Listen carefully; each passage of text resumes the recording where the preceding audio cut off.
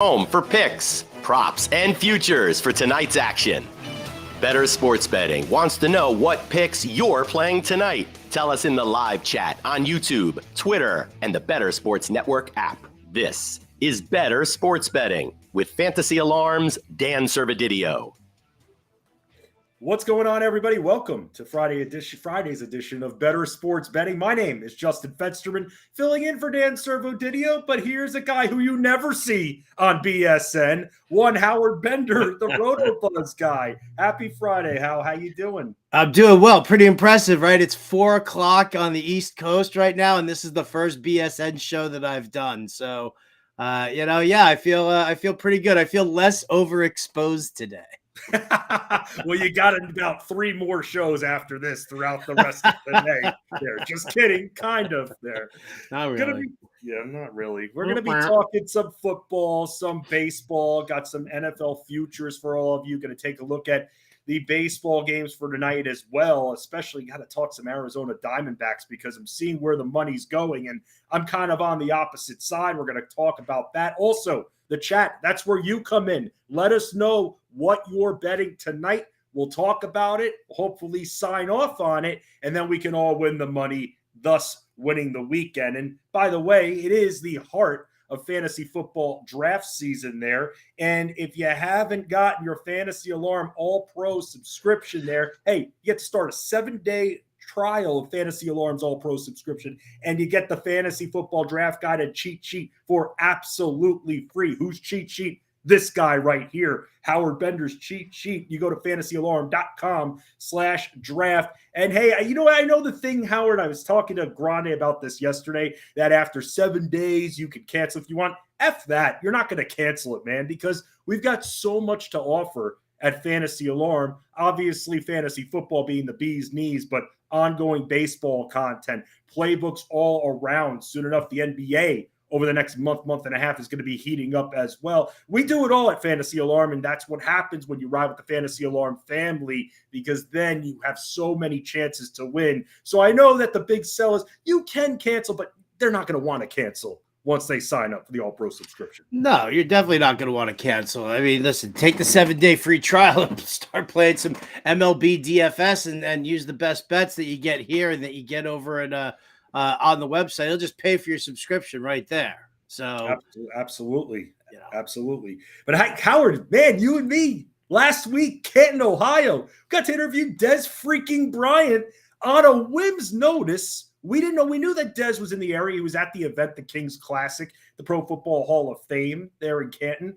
And it was kind of luck of the draw who was going to land Des. And who lands Des? Fantasy Alarm. That's who. Fensty and Bender. That's who. And we had such a great discussion with Des Bryant. I really thought afterwards you turned in your Jets fandom and became a Cowboys fan like half of Fantasy Alarm. You know, you say as luck would have it. I don't believe in luck, Fancy. I believe in fate. I believe in destiny.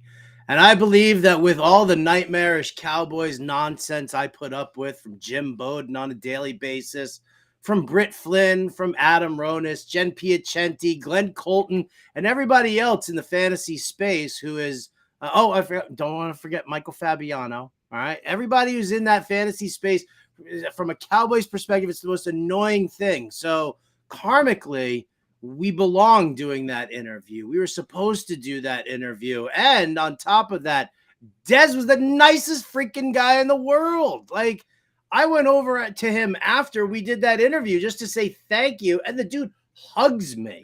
I saw that. Come on. You guys had a big embrace right there after that interview.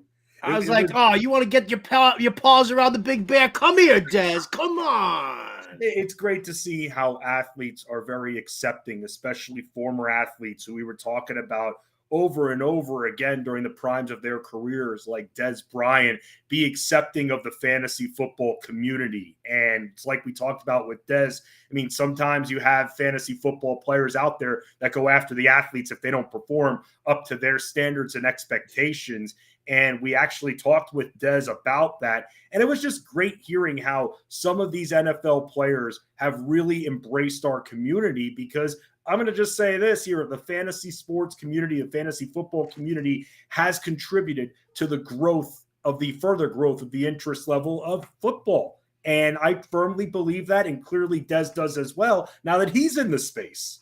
Yeah, and I mean, listen, you know what? We've needed this actually, because listen, I know it's lunchtime. If you don't like foul language, then put your baby earmuffs on right now. We've dealt with enough assholes in the space from fantasy football Twitter, people who reach out to athletes and crap on them for a bad game and say stuff like, oh, you screwed me, you ruined my fantasy championship, I hate you, all the stuff that goes into it. So, to have a liaison like Des Bryant, we had Michael Irvin over at the FSGA conference, also serving as a liaison between our community and professional athletes, and I think it's must have, just in the sense of we all need to coexist together, because let's face facts. The NFL, almighty powerful being as far as, reality sports and everything like that goes. But from a fantasy perspective and a betting perspective, the amount of money that we put into this industry, I mean, this is a $1 billion industry, on top of a billion, multi-billion dollar NFL. Absolutely. And by the way, Britt Flynn in the comments section, I'm fine that you bumped me for Des, by the way. Haha. She's brought this up multiple times. So clearly she's not fine. She's not fine with it, but that's okay. Hey, look, it was an opportunity. We talked about it, Hal, but we got to kind of roll with the punches there. And yes, by the way, for the record, I did text Britt later on that night and said, hey, look, I'm sorry we couldn't get you on the show. Obviously, Des Bryant coming on the show definitely switched up our initial plan. But it's fine, Britt. It's fine. We know you don't care at all. Wait. I wasn't even remotely apologetic about it, right? She understands the whole thing. And listen, you know what? That's going to happen with her. She's going to end up, she's hosting her own shows right now. She's doing all sorts of stuff. She's going to turn around one day, Fancy. She's going to come back to you or me. She's going to be like, you know what? I got to bump you guys because Treylon Burks is about to do my show. So here we go. Hey, he has time now, man. He has too soon. Right? Too soon. Right? He does, huh? We'll have to see first week of the season, maybe even if he's out. We'll have to see. There, it's a sprained LCL for Treylon Burks, by the way. So how dare he? But hey, it's football. When you kind of go into it expecting that some of your players are going to get hurt, takes the sting out, takes the shock value out, and it keeps you focused on the waiver wire from day one, because so many people, and even a lot of people that I play with, if they're doing well, they're 3-0, 4-0, they're barely touching the waiver wire, and that's where mistakes are made, because maintenance for your team is ongoing, not just when you have a few injuries that all of a sudden you suffer, because guess what? 1 week, all of a sudden you're in week 7, you lose 3 players. Now you're really playing from behind. And that's something you won't do, or it won't hurt as much if you're constantly on that waiver wire. Preseason, Hal, I haven't been great with preseason betting. I've made 3 bets this preseason. I'm not forcing it. I'm not forcing the preseason betting, but I've done as much research as I can. And that's looking to years past and seeing what some of these teams that still have the same coaches and the same systems, what they've done in years past. But even that's very hard to do. For instance, yesterday we were talking about the Browns game, the Eagles game, and all of a sudden I was thinking at first, all right, maybe you take the Eagles with the points. And it's, oh, well, at the end of my research, I'm like, Browns money line actually sounds a lot better. So I was talking about both bets, and what happens? A tie game. Everyone loses when it comes to that. Hal, I don't know what kind of success you've had, if any, with preseason betting. Have you tried? I'll stop you right there. Don't bet the preseason. Seriously, you don't know how much playing time a lot of guys are going to get. And yes, coaches will say that this guy's going to play this much into the game, or that, that guy's going to play a series or 2. But, I'm not going to sit here and look at money lines or over-unders or anything like that for betting the preseason. It's not smart. Like, you've got, I get it. You've got this itch that you want to scratch. If that's the case, then bet futures. Look to the entire season. Don't bet these individual games. Wait until week 1 to start betting games. You don't need to bet the preseason. And listen, you want to get cute, you want to play like a little DFS, go ahead. try it. I won't recommend any plays. I won't recommend any bets for any preseason action. But Fessy, if you want to talk to me about, some futures, some props to bet for the upcoming season for the NFL, then I'm all in. Yeah, absolutely. Let's actually do that now before we hit on some baseball. Obviously, with the 2 games tonight, Panthers, Giants, 3-point spread favoring the Giants. Bengals, Falcons, a 6.5-point spread. Both totals are around that 38 area, and neither one of us are betting anything on it. I don't care how bad the Panthers' second and third stringers looked against the New York Jets last week. It doesn't matter. It's totally different. Not everybody's on the same playing field there. We don't know which strings are going to be when. Just too confusing. So let's move on there. Strike that, reverse it. Thank you. That's what we're doing right there. Let's talk some NFL futures, Hal, because for me, this is one that I've been on for a while, and I love that so much. Marty, we got to go back, Marty. Back to the future. Great Scott. Excellent. By the way, Back to the Future? No, I like bet. Okay. I was just going to say, I like all 3 movies. And that's I do too. I just don't want our producer, Adam Bernard, to yell at us for not giving out any best bets right now. Okay, so then let's give a future that I love that I've been on for the last number of weeks. Justin Herbert last year played through a ton of pain right from the beginning of the season. And I'm looking at this number here of 29.5 passing touchdowns. And I'm thinking that he's going to be back into that 30 to 35 range. More there now as the OC. He's going to be throwing a lot still. I don't care about Austin Eckler as much. They have the pass-catching weapons, even getting Quentin Johnston in the draft. It's not all about Austin Eckler and how much they're going to check down to him, how much they're not going to check down to him.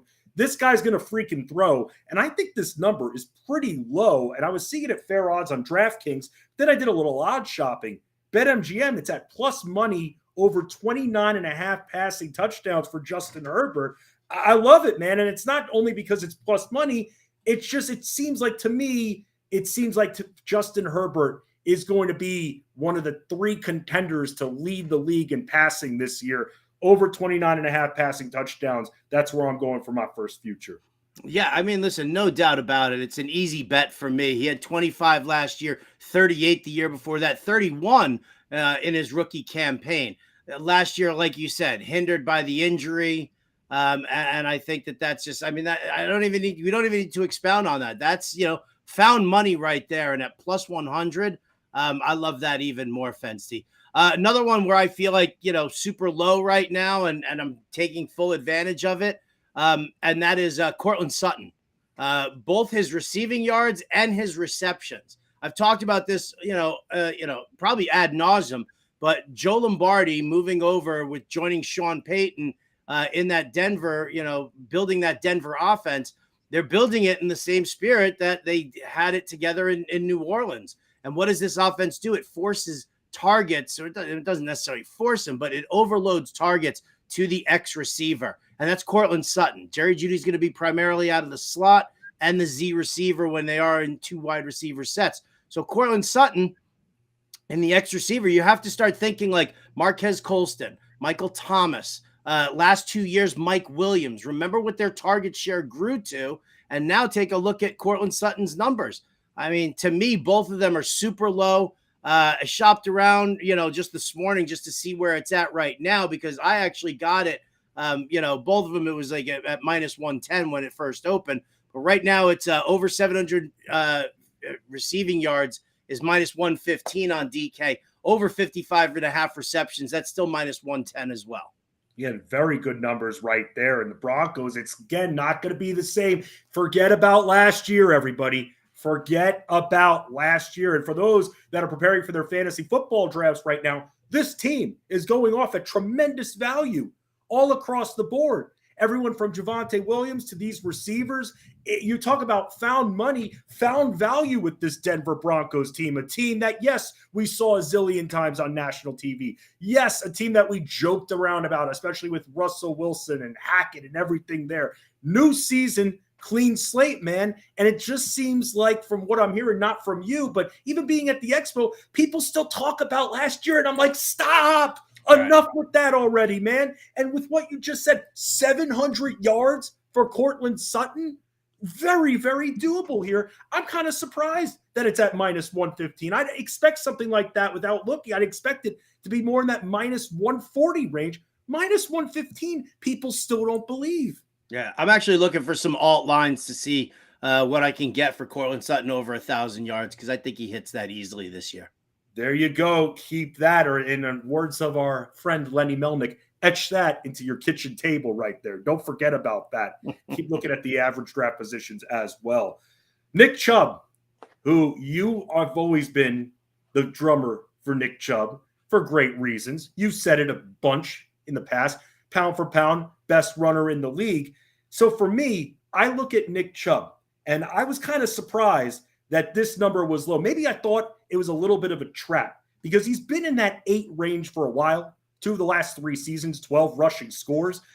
I got Nick Chubb over 8.5 rushing touchdowns, minus 120 on DraftKings, man. Am I missing something with this? I even went back to read your coaching systems breakdown to see if maybe you had a few lines in there about Deshaun Watson and if he's going to be on the run or if he's going to be vulturing or anything like that. You talked about the depth a little bit, but outside of him suffering an extreme injury and missing a bunch of games, I'm talking missing 8-9 games, I don't see how he doesn't go over 8.5 rushing touchdowns. Yeah, I'm fine with that also. I mean, maybe Deshaun poaches 1 or 2, but this should be a more productive Cleveland offense. I know that they're struggling right now to connect in the passing game. That seems to be one of the hot topics of conversation lately out of camp, but I just don't believe in the fact that Nick Chubb is going to be held down in any way by this offense. If anything, this should help him even more and open up wider running lanes for him,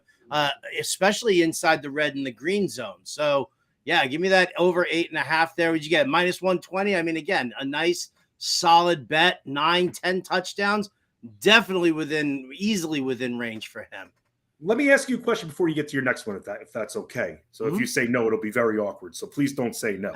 But Derrick Henry, Nick Chubb, I mean, these guys very capable of catching passes. And I didn't see anything crazy, but I am going to look to see, just out of curiosity, what those reception totals are for the year. You ever think about that with guys like Nick Chubb or Derrick Henry? You stick with what they're great. Why put a square peg into a round hole? I mean, they've been leaving Derrick Henry and Chubb out of the proverbial passing game for their entire career. They prefer them to be just more head-on runners than they worry about pass catching. Maybe they'll see some extra targets here and there, but that's not my concern with them. For a guy like Nick Chubb, it's his rushing touchdown totals and it's his and it's his rushing yards. Like, that's what I know about him. That's what I want. Always bet what you know. And guessing as to whether or not somebody's going to get a couple of extra passes here and there, not the way to do it. Yeah, that's something that we'll have to remember, especially in games you're going to be seeing low receiving yard numbers, especially early on for guys like Derrick Henry. You might see something like 7.5 receiving yards. Obviously looks appealing. It's a trap. Be careful with that. Yeah. Because that's a bailout move if you're throwing to Derrick Henry at this point. So just be careful with that low yardage. I know that's going to be appealing to everyone, but at the same time, like Howard's saying, you got to go with what you know, and these guys are runners there. Howard, what else you got for futures? I'll go with another runner here. I'll just go with Bijan Robinson. To me, this is, I guess it's gut feel, but this dude's going to touch the ball well over 300 times. I think somebody from The Athletic reported that they saw 170 touches for Tyler Algier, 301 touches for Bijan Robinson. Barring any kind of an injury, I think that number is going to be way higher up for Bijan. I think Bijan, you're looking at somewhere at minimum of 320 touches, possibly, even a little higher than that between the rushing and the receiving. But I'll focus on his rushing yards here because why? Arthur Smith loves to run the ball. And anytime the Falcons are going to get a lead, he's going to run the ball. Bijan over 1,100 yards, 1,100.5. I'm getting it for plus money at plus 100. I might as well just take that shot. I am well invested in Bijan. I've been well invested in him and the Falcons since they drafted him, and I won on that ticket as well. So give me the over on Bijan's rushing yards and be happy at the end of the season.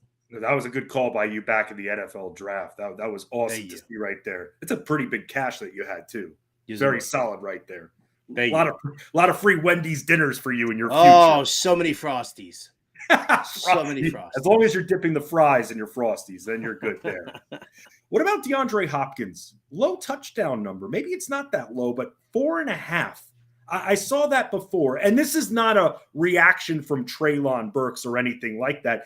This is a reaction of a little bit of familiarity here and him going with a veteran quarterback in Ryan Tannehill.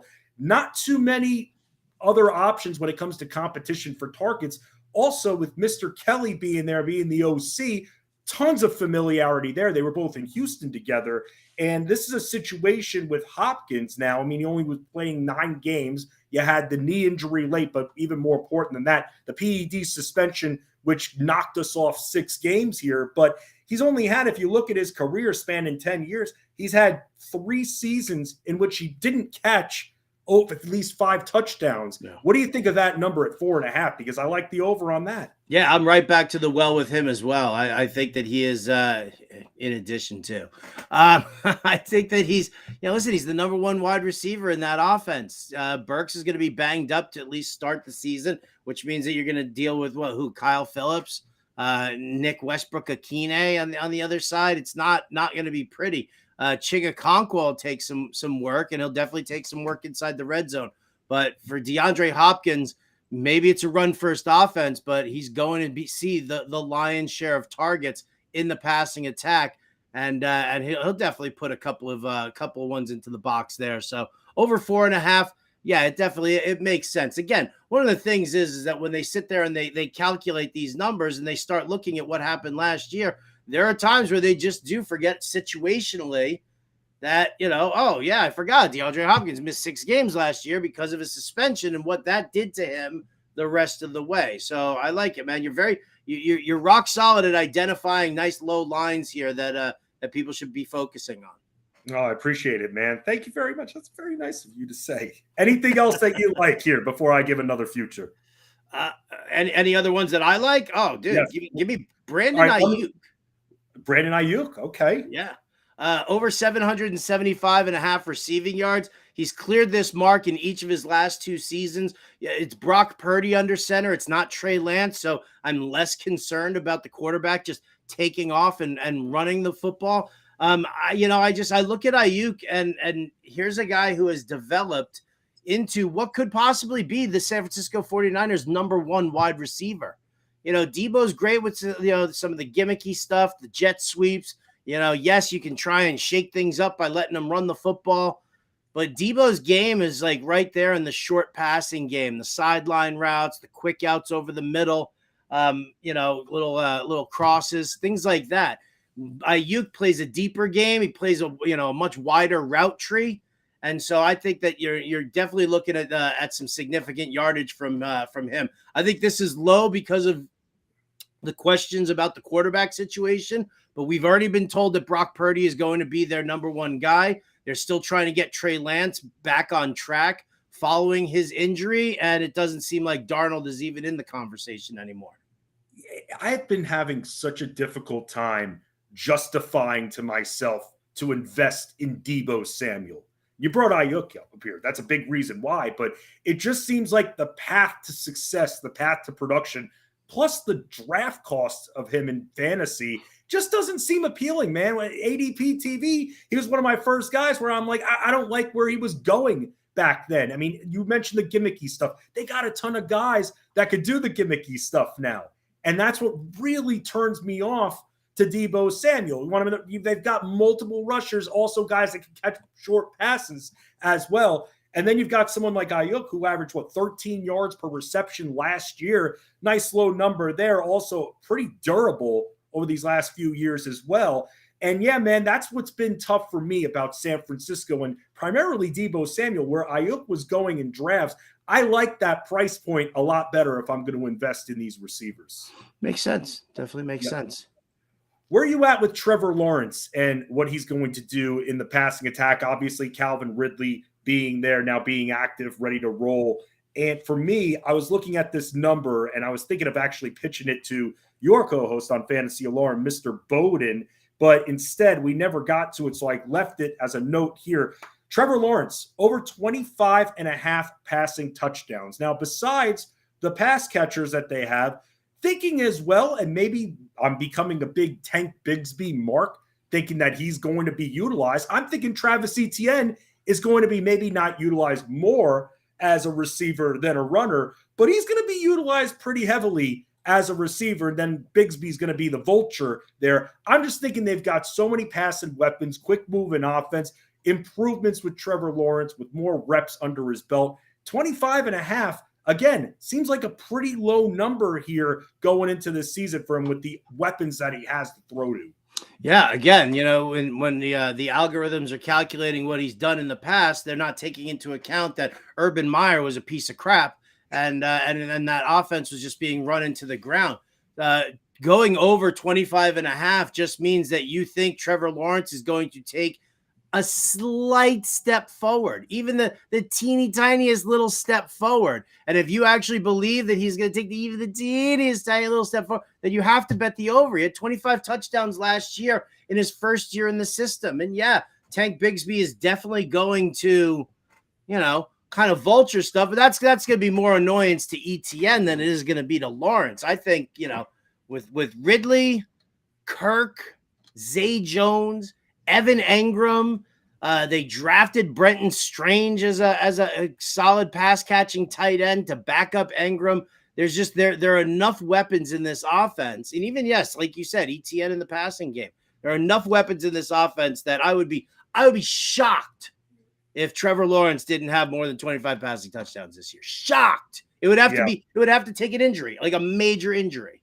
Yeah, let's hope that doesn't happen there. But we got some futures there. Oh, can't wait for this season to start already. It can't come soon enough when we're talking about these futures. And hey, if you want more fantasy football goodness on fantasyalarm.com, player debates, they're out. We've done them for the last couple of years here. One debate out on Jordan Addison versus Jackson Smith-Njigba, who in my ADP TV series weeks ago, and I talked to you about it on one of the shows here on BSN as well, and still am pretty worried about him in non-dynasty formats. So with Addison, what to expect from him, versus Jackson Smith-Njigba, immediately I think of competition for targets, and JSN is somebody that certainly has him. I love JSN. I love the tape. I love what I've seen and the little of it that we saw because he only played a few games last season, school. But at the same time, man, 2-3 years from now, I feel like we're going to be talking about this guy in a big, big way. A lot of people are going to want to draft him. For me this year, I'm out on him, man. I'm going to grab my popcorn and just sit and watch. And if I'm wrong, I'm wrong. But at the end of the day, with JSN joining a very crowded receiving core, and for this year, while we might see growth throughout the season, I'm just not drafting him. I'm not going to have a single share of JSN. Yeah, I'm not really that interested in him. If there's anything I like about the Seahawks right now, it's the plus 195 to win the division. That's what it's an interesting move over there. So yeah. All right. Yep. Go to fantasyalarm.com. Again, a ton of great content out, including baseball. We got the playbook out for tonight's big slate here. And let's shift gears here and talk a little MLB. How we'll start with you this time as you're seeing the graphic here on Bettor Sports Betting. Why don't you talk about your best bet of the night on the diamond? All right. So last night was a really good night for me. So, a nice quick little 2-0. So I felt really good. I did the best bets over at fantasyalarm.com. So these are all over there. I've got a couple of them, whatever. But I am going to, if the Yankees are going to suck and I'm a Yankees fan, then I am going to at least go down swinging and making some money. So give me the Red Sox behind Brayan Bello tonight against Johnny Brito. It's minus 110 on the money line there for BetMGM for the Red Sox. Yankees have lost 5 in a row. They look like crap. It's like if you've ever seen the movie The Natural when they bring in the sports psychologist and he's like, losing is a disease as incurable as the bubonic plague. And it's like, so that's what's going on in the Yankee clubhouse right now, as sad as that is. So Red Sox money line. If the Yanks are going to lose, I'm going to at least profit. and you could tell me if I'm wrong about this or not, but I was quickly looking through his game log to see if maybe there were some props I was interested in here going into this game. And didn't he have 2 strong outings? His last 2 outings against the Yankees were strong as well. I thought I saw that when quickly scanning through the game log. Yeah, he was fine against the Yankees. Again, this Yankees team is like a shell of itself. So what's they're I mean, under 500 they were for the first time since 1995. All right, Mets fan. Why don't you? They suck. They always suck, just man. Move on. I don't need to hear about you bad mouthing the Yankees. I get that other nonsense from Adam Ronis as a Mets fan. And Anthony Aniano. Oh my God, Anthony Aniano. Yeah, welcome to New York disappointment. The worst Mets fan ever. What's your best bet, Fensty? I'll say this: best bet. Mets fans are the worst fans in the world. That's my best easily. Bet. That's low hanging fruit. Yes, it is. How about this one? This might also be low hanging fruit because the Giants' bats have just been crap over the last few weeks. What do you think about the Braves on the run line against the Giants at -108? On DraftKings, completely the opposite of San Francisco, even with Albies out. I mean, they're a hitting machine, this team. They got Strider on the hill tonight. And again, with the Giants' issues that they've had at the dish, I believe they're hitting .213. That's it over the last few weeks here. What do you think about the Braves winning by at least 2 runs against San Francisco this evening? I'm good with that. I'm very good with that. Listen, I'm betting every day that Matt Olson hits a home run. I'm sitting on plus money with that constantly. So yeah, you won't hear me say anything bad about the Braves, not at all.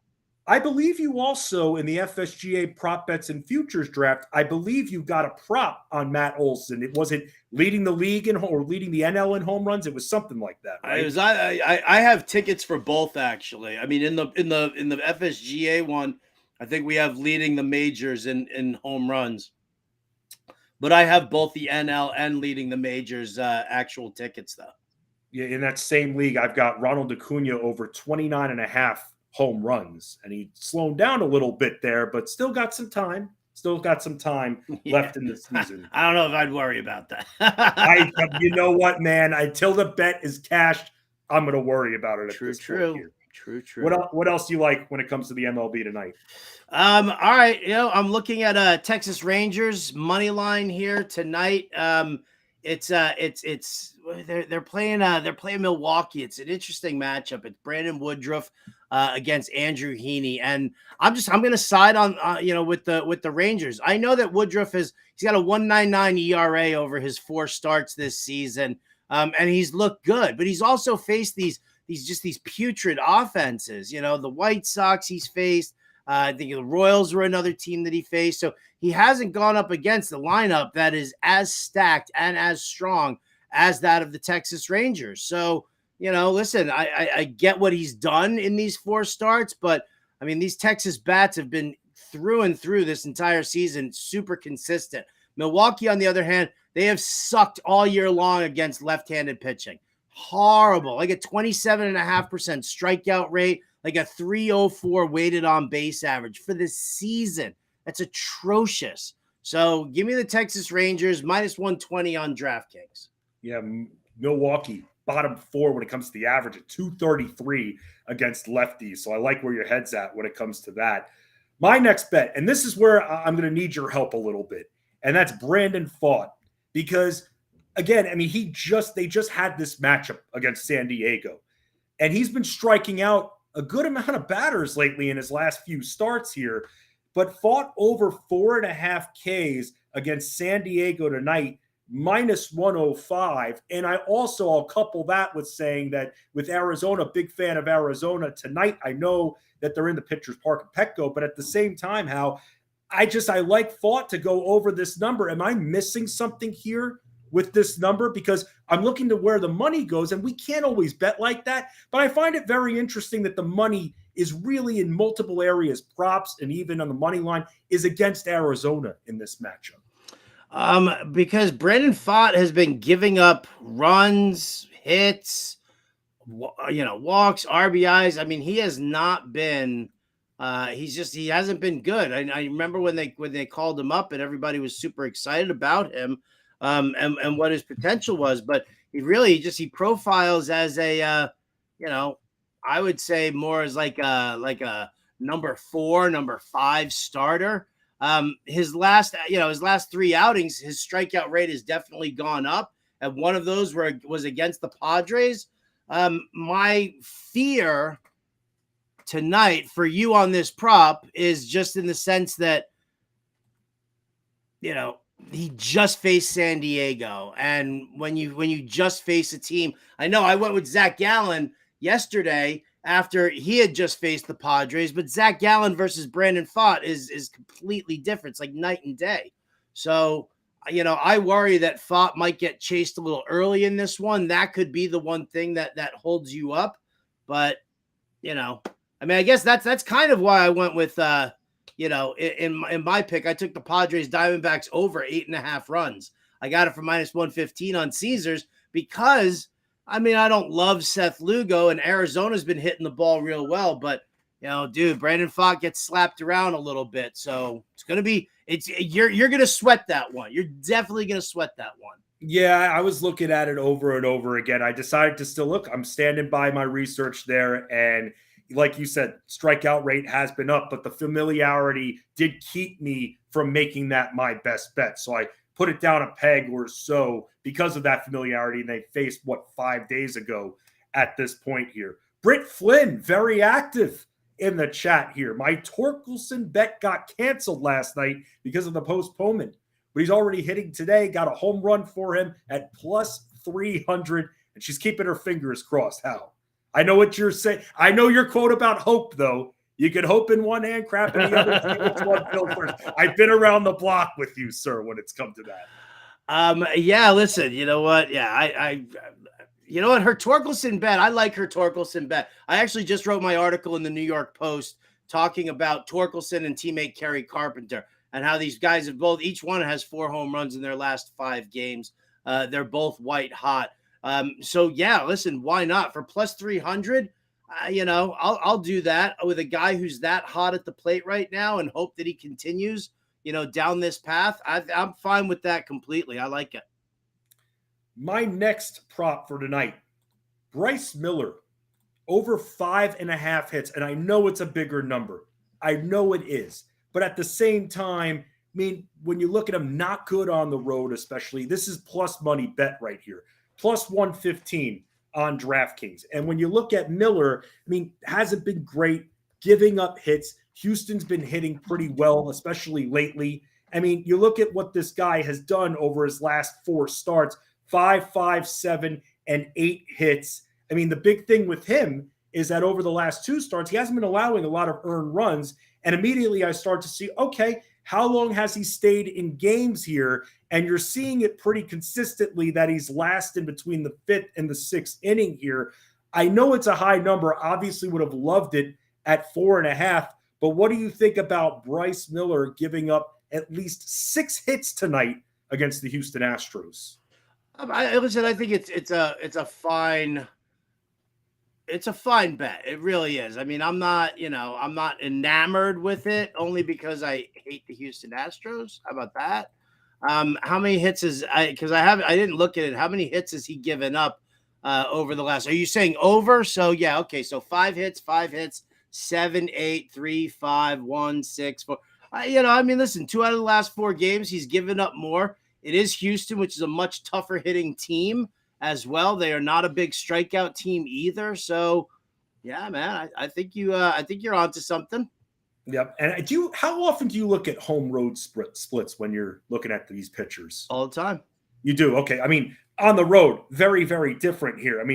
Gives up a lot more damage on the road as well, which kind of put me over when I was coming up with this prop as well. There is just so many different stats that we can look up. And Grande and I have arguments constantly about batter versus pitcher. He's very anti-BVP. So anytime I host a stream with Grande, whether it's this or the DFS quick pitch, I always make sure I have one BVP in there just to piss him off a little bit because, come on, we like getting at Grande. But in this situation, you're seeing on the road what is above 5 ERA and 7 starts on the road for Bryce Miller. So like I was saying, 6 hits is a lot to ask for there, but it's still very doable considering the matchup. All right. You know what, Fensty, man? Listen, I'm just gonna put the energy in there for you. All right, Thank you've you. got me. I'm focused on you. Thank you. I appreciate that. You're welcome. Anything else you like for the MLB tonight? Yeah, I do, but I think anything that I like is possibly for our next segment where we Ooh, then let me give you just one more then. Okay. One more. So we haven't seen this guy in a bit here. Joey Lucchesi. Ugh. I know, exactly. Over 1.5 walks versus the Cardinals. Now it's juiced up a little bit. This is the best price I saw it at, -150. And that was about an hour and a half ago. So maybe it's even gone up just a little bit. But Lucchesi, when it comes to the walks, the Cardinals, they good at walking. Walk this way. That's exactly what they do here. We haven't seen Lucchesi in a while. Now, I was a little bit concerned about this at first because I'm wondering if he'd have a very, very short leash. But then I thought to myself, Cardinals still walk a lot. Even checked recently, still walking a ton, top 10 over the last couple of weeks here. Lucchesi hasn't had a lot of experience lately since May at the major league level. What do you think about him giving up at least 2 walks to St. Louis? I'm fine with it. I think Lucchesi sucks at baseball. Sucks at baseball alert right there. Absolutely. Before we get to our Diamond Dogs, I want to remind all of you that the FFPC is the home of season-long fantasy football featuring 2 separate $1 million grand prize contests, the FFPC main event and the Fantasy Pros Championship, plus best ball leagues, dynasty leagues, the Terminator Tournament, the FFPC Weekly Challenge, and more. Use promo code ALARM, ALARM, at myffpc.com for our exclusive offer and get $25 off your first FFPC entry of $35 or more. Again, go to myffpc.com and use promo code ALARM. And also, by the way, with the newest episode of Fantasy Football ADP TV coming out, we focus on average draft positions from the FFPC as well. I was talking about Hopkins. I'll mention this very quickly. Talking about Hopkins, and I'll let you watch the video to get the rest of the info. But being drafted at very awesome value when you play on FFPC. Just saying right there. Diamond Dogs, Hal. What are you thinking? Where's my open? Where's my music? Oh, I didn't realize there was an open. I'm rounding up the Diamond Dogs. Who the are the Diamond Dogs? It's just a group of people who care, Roy. Not unlike folks at a hip-hop concert whose hands are not in the air.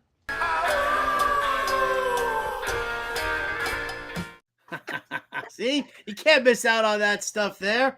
All right, Fedsty, here you go. My Diamond Dog pick today. I'm going with another parlay. Same game parlay here.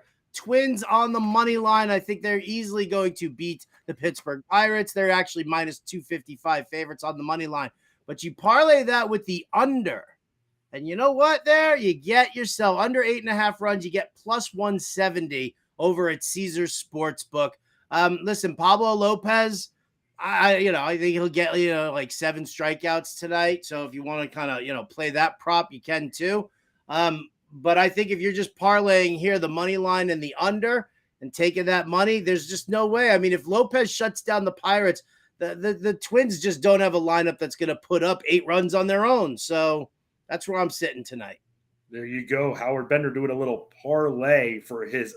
By the way, I have not seen Ted Lasso yet. Stupid Fetsty. Wow. I got to see it already. I don't have Apple TV. Wow. So, maybe if I can win this bet for my Diamond Dogs tonight, then maybe I can get maybe Apple get a full Apple TV. Go for it. Yes, if the Diamondbacks money line comes through, if the Diamondbacks, I was talking about fought before, Diamondbacks beat the Padres tonight, better hitting team than San Diego, plus 145 on the money line there. Again, Pitchers Park, so we're going to have to hopefully have some runs being scored there. But you were talking about this game as well. For me, I'm more on the Arizona side than getting the Seth Lugo tonight, plus 145.